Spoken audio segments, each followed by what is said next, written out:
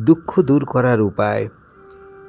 জীব পরমাত্মার অংশ, কিন্তু স্বভাব মানুষের নিজের দ্বারা সৃষ্টি। মানুষ চেতন সত্তা, অর্থাৎ তার চেতনা আছে।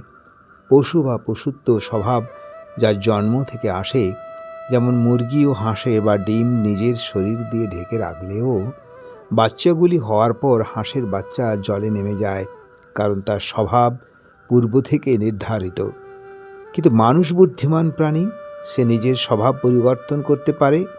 জীব কী করে স্বভাব পরিবর্তন করতে পারে, তাই ভগবান শ্রীকৃষ্ণ বলছেন, ঈশ্বর সর্বভূতানাং হৃদ্দেশে অর্জুন তিষ্ঠতি ভ্রাময়ান সর্বভূতানি যন্ত্রারূঢ়ানি মায়য়া।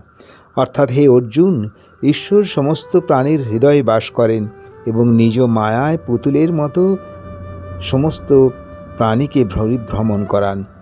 শরীর আর আমি এক নয়, দুটি এক ভাবলেই ক্রোধ উৎপন্ন হয়। এখন প্রশ্ন আসতে পারে, ঈশ্বরই যখন আমাকে পরিচালনা করেন, তাহলে আমার দোষ কোথায়? উত্তর হলো, সব মানুষের মধ্যেই ঈশ্বর আছেন।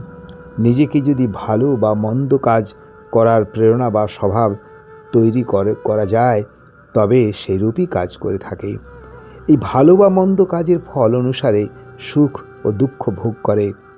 মণ্ডূক উপনিষদে বলা হয়েছে, দা সুপর্ণা সমুজা সখায়া সমানং বৃক্ষ পরিসজ্জাতে তয়োরন্যঃ পিপল্যং সাধু অতি অন্য অনস্বান অভিচাক্ষিতি।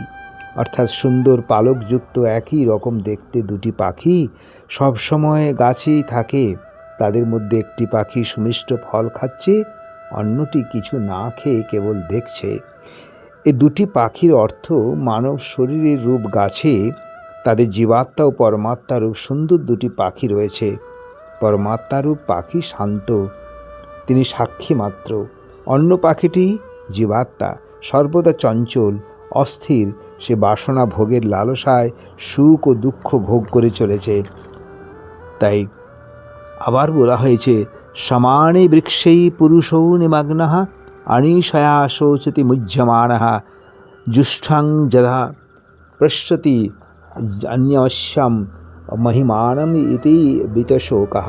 অর্থাৎ, এখানে অন্যম ঈশ্বম, নিজেই হৃদয়ে ঈশ্বরকে দেখেন। জীবাত্মা ও পরমাত্মা একই গাছে, অর্থাৎ এই শরীরেই থাকলেও জীবাত্মা নিজের সম্পর্কে অজ্ঞতা আচ্ছন্ন, তাই সে শোক করে, দুঃখ ভোগ করে। যখন যোগীগণ ঈশ্বরকে দর্শন করেন বা জ্ঞান অর্জন করেন, তখন সে সমস্ত দুঃখের পারে চলে যায়।